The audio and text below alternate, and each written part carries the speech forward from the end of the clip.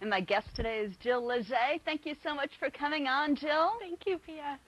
And you recently wrote a musical. Tell me about the name of your musical.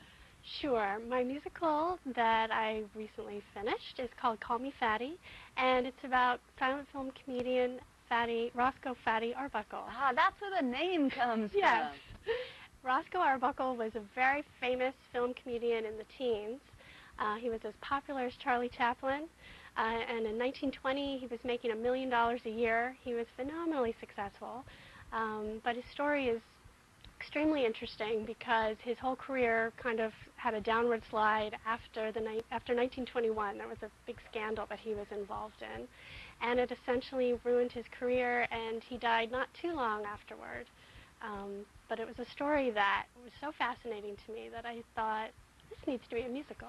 That's great. And when did you start working on it? I started working on this show 3 years ago. There was a fictionalized account of Arbuckle's story came out then. It was a novel called I, Fatty, and it was a fascinating story, but I wanted the real story, so I got my hands on as many biographies as I could. Research, very good. Yes. And the more I read, the more fascinated I was, and also the more I figured out that he probably was completely innocent of what he was charged of in 1921 when the scandal broke out. And this is your first musical. Congratulations. Yes, it is. Yes. So what's it like to write a musical? A little scary, a little intimidating, I would guess. Well, it's been a wonderful journey. I mean, the story was so inspiring. And, you know, I grew up playing the violin, and I would just plot out my melodies on my violin, and then I worked with wonderful arrangers in the area. How did you find those arrangers?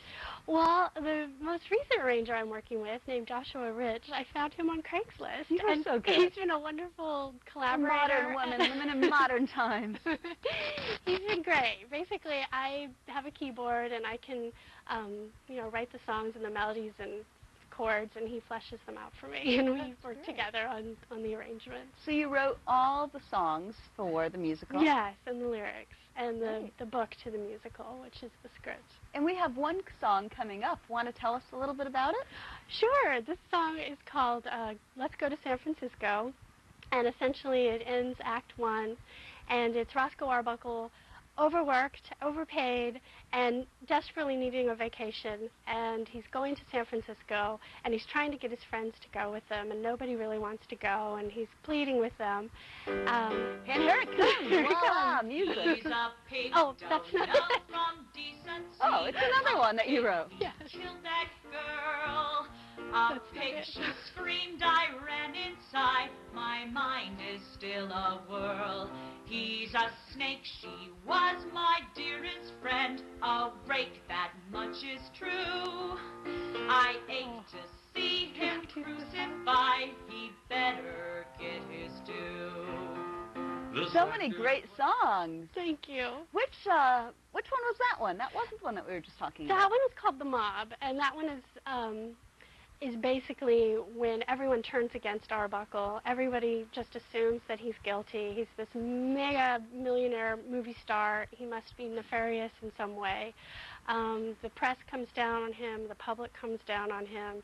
Hollywood essentially turns its back on him, and he's left in the lurch. And as I say, he is innocent. He didn't do what they said he did.